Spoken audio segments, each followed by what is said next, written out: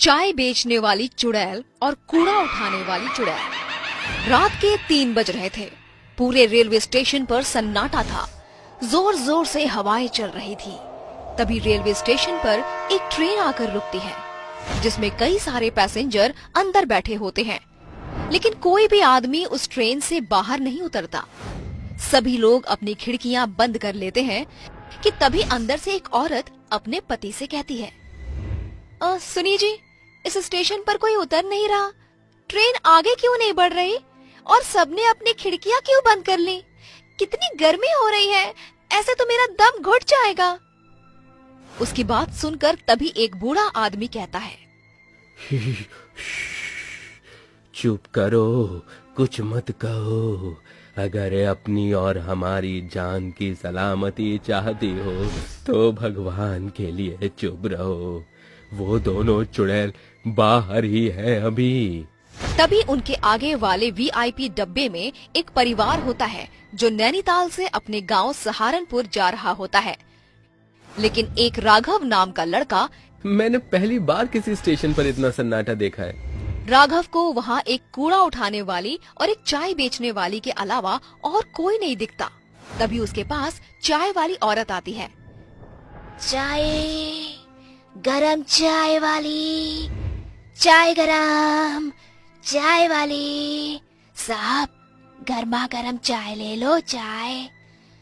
अरे सुनो, कितने की चाय है? साहब, केवल 10 रुपए की। ऐसी चाय आपने कहीं नहीं पी होगी। राघव अपनी खिड़की से हाथ निकालकर उस औरत से चाय लेने लगता है, लेकिन वो औरत राघव का हाथ पकड़ लेती है और देखते ही देखते वो एक भयानक चुड़ैल बन जाती है। चुड़ैल, हे भगवान, ये चुड़ैल कहाँ से आ गई? बचाओ, अरे मुझे कोई बचाओ। चुड़ैल राघव का हाथ काट देती है, जिसके बाद कूड़ा उठाने वाली चुड़ैल उसकी मुंडी काटकर अपने बोरे में डाल लेती है। नहीं छोड़ूंगी, किसी को भी नहीं छोड़ूंगी, सबके सब मरेंगे। राघव के चिल्लाने की आवाज सुनकर डब्बे के सभी लोग जाग जाते हैं और ट्रेन के सभी पैसेंजर बहुत डर जाते हैं। और ट्रेन के चलने के बाद वो बूढ़ा आदमी उस औरत को बताता है, ये कुछ महीने पहले की बात है। संबलपुर गांव से 2 बहनें रीता और सीता शहर जा रही होती हैं। वो दोनों ट्रेन में बैठ जाती हैं, जिसके बाद ट्रेन चलने लगती है। तभी रीता सीता से कहती है, बहन, अगर चाचा ने हमें अपने घर में नहीं रखा तो हम इतने बड़े शहर में क्या करेंगे?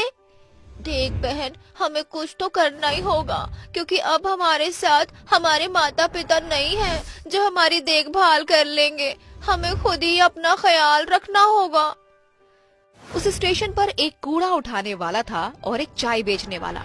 ट्रेन के सभी पैसेंजर सो गए थे कि तभी सीता रीता से कहती है, बहन, बहुत जोरों की भूख लगी है, चलो चाय पीकर आते हैं। वो दोनों बहनें सुनसान स्टेशन पर ट्रेन से उतर जाती हैं, जिसके बाद सीता चाय लेने जाती है। वहीं रीता को प्यास लगती है, इसीलिए वो पानी पीने के लिए कूड़ा बिनने वाले से पूछती है, भाई साहब, मुझे बहुत जोरों से प्यास लगी है, क्या यहाँ पानी मिल जाएगा?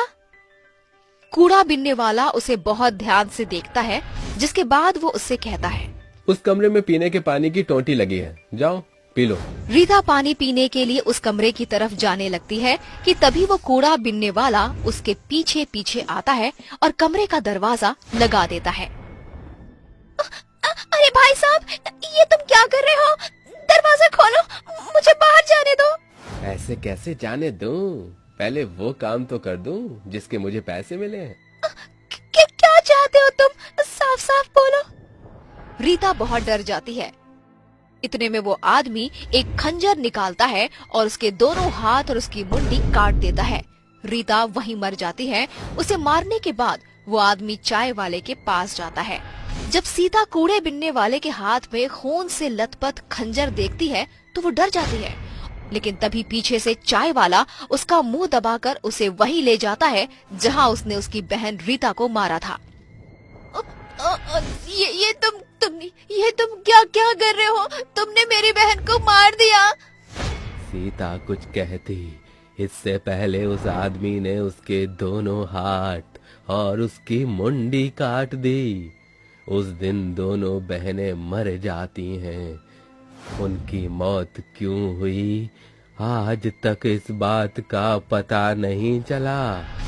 सरकार ने भी उन दोनों बहनों की मौत का पता नहीं लगाया, लेकिन उस दिन के बाद वो दोनों बहनें भयानक चुड़ैल बन गईं, जिसके बाद वो रेलवे स्टेशन से उतरने वाले हर एक पैसेंजर के हाथ और उनकी मुंडी काट देती हैं। लेकिन अगर ऐसे ही रहा तो वो दोनों चुड़ैल तो कई लोगों को मार देंगी। हाँ बिटिया, मैं जानता हूँ, इसीलिए मैं संबलपुर गांव से शहर जा रहा हूँ, जहाँ वे दोनों बहनें जा रही थीं। शायद वहाँ जाकर मुझे उन दोनों बहनों की मुक्ति का कोई रास्ता मिल जाए। वो बूढ़ा आदमी शहर में उन दोनों बहनों के रिश्तेदार यानी उनके चाचा जी के घर जाता है, जहाँ उसे पता चलता है कि उसके चाचा कुछ समय पहले ही गुजर चुके हैं। तभी रीता सीता की चाची उर्मिला उस बूढ़े आदमी से कहती हैं, बाबा, मैं ज्यादा कुछ नहीं जानती, लेकिन अपने पति को हमेशा किसी बात को लेकर परेशान देखा करती थी और मरते समय उनकी जेब से ये एड्रेस मिला था मुझे, शायद आपके किसी काम आ जाए। वो बूढ़ा आदमी उस एड्रेस पर पहुंच जाता है, जहां उसे एक बहुत ही जाने माने तांत्रिक बाबा मिलते हैं, जो उस बूढ़े आदमी से कहते हैं, उन दोनों बहनों की मौत उनके चाचा नथु लाल ने करवाई थी। वो चाहते थे कि उनके मरने के बाद गांव की सारी जमीन वो हड़प ले, लेकिन उन दोनों बहनों की मौत के बाद वो दोनों चुड़ैल बन गईं और नथुलाल को रेलवे स्टेशन की कहानी पता चली तो उसे डर के मारे हार्ट अटैक आ गया।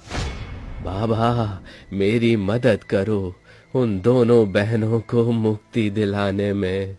उन्हें मुक्ति नहीं मिली तो वो ऐसे ही सबको मारती रहेंगी।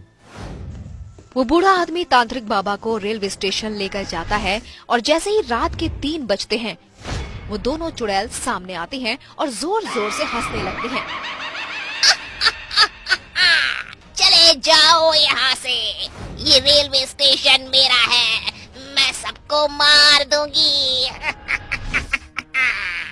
हम तो तुम्हें केवल यहाँ तुम्हारी मौत का कारण बताने आए थे। क्या? हमारी मौत का कारण? तांत्रिक उन दोनों को उनकी मौत का कारण बताता है, जिसे सुनकर वो दोनों रोने लगती हैं। तभी तांत्रिक बाबा उसके चाचा नाथूलाल की आत्मा को बुलाते हैं और इसके बाद नाथूलाल गिड़गिड़ाते हुए दोनों चुड़ैलों से माफी मांगता है। बिटिया, हमका माफ कर दो, हमसे बहुत बड़ी गलती हो गई। मुझे अपनी गलती का बहुत पछतावा है। जैसे मैं इस दुनिया को छोड़कर चला गया हूँ, तुम भी मुक्त हो जाओ। ये सच बात है कि अक्सर अपने ही हमें धोखा देते हैं, लेकिन अब हमारा यहाँ रहना भी ठीक नहीं है। हम दोनों मुक्ति चाहते हैं। तभी तांत्रिक बाबा उन दोनों के ऊपर पवित्र जल छिड़क देता है, जिससे वो दोनों चुड़ैलें जलने लगती हैं और उन्हें मुक्ति मिल जाती है।